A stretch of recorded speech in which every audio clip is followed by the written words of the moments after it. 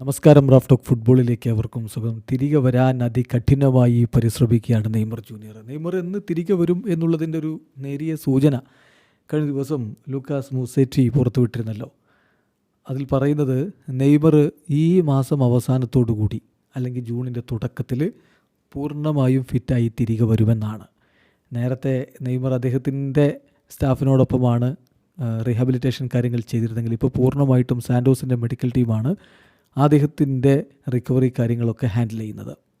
Lucas മൂസേറ്റി വീണ്ടും report ചെയ്യുന്നു, Neymar അതികഠിനമായിട്ടുള്ള പരിശീലനത്തിലാണ് എന്ന് പറഞ്ഞാൽ 2 സെഷൻസ് ഒരു ദിവസം അദ്ദേഹം ഇപ്പോൾ ട്രെയിനിങ്ങിന് വേണ്ടി അറ്റൻഡ് ചെയ്യുന്നുണ്ട് എന്ന് മാത്രമല്ല 11 മണിക്കൂറോളം സമയം ഓരോ ദിവസം അദ്ദേഹം സാൻഡോസിൻ്റെ ട്രെയിനിങ് സെൻറ്ററിൽ സ്പെൻഡ് ചെയ്യുന്നുമുണ്ട്. യെസ്, തിരികെ വരാൻ തീവ്രമായിട്ട് ആഗ്രഹിക്കുന്നുണ്ട് നെയ്മർ.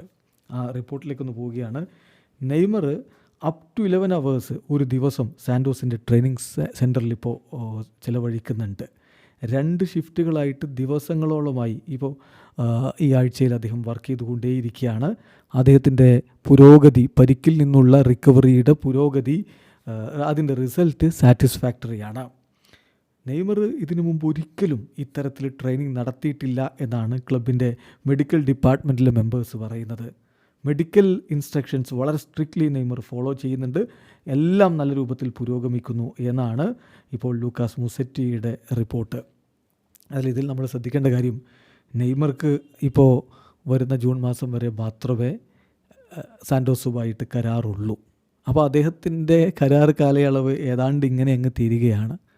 ഇനി അദ്ദേഹം അവിടെ കോൺട്രാക്റ്റ് എക്സ്റ്റെൻഡ് ചെയ്തില്ലെങ്കിൽ 1-2 മത്സരങ്ങളൊക്കെ മാത്രമേ അദ്ദേഹം അവർക്ക് വേണ്ടി കളിക്കാനുള്ള സാധ്യതയുള്ളൂ. അങ്ങനെ വന്നാൽ അത് സാൻഡോസിന് വലിയ നഷ്ടമായിരിക്കും.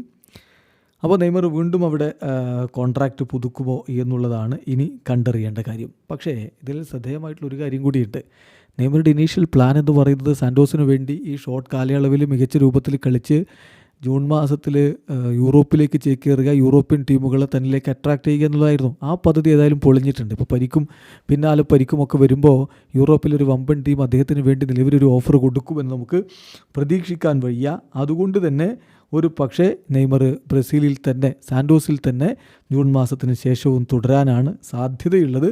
ബ്രസീലിയൻ ദേശീയ ടീമിൻ്റെ അടുത്ത മത്സരത്തിന് അദ്ദേഹം ഉണ്ടാകുമോ എന്നുള്ളൊരു ചോദ്യം കൂടിയുണ്ട്. അത് പക്ഷേ ജൂൺ മാസത്തിൽ തന്നെയാണ് ആ കളികൾ വരുന്നത്. അപ്പോഴേക്കും പരിക്ക് മാറിയ താരത്തെ ഉടൻ തന്നെ ടീമിലേക്ക് എടുക്കാനുള്ള സാധ്യതയും കുറവാണ്. എങ്കിലും നെയ്മർ പൂർണ്ണ ആരോഗ്യത്തോടു കൂടി മടങ്ങി കാണാൻ വേണ്ടി ആരാധകരെ വെയിറ്റ് ചെയ്യുകയാണ്. വീഡിയോ അവസാനിക്കുന്ന ഫുട്ബോൾ ലോകത്തെ കൂടുതൽ വിശേഷങ്ങളുമായി റാഫ് ടോക്സ് എത്താം.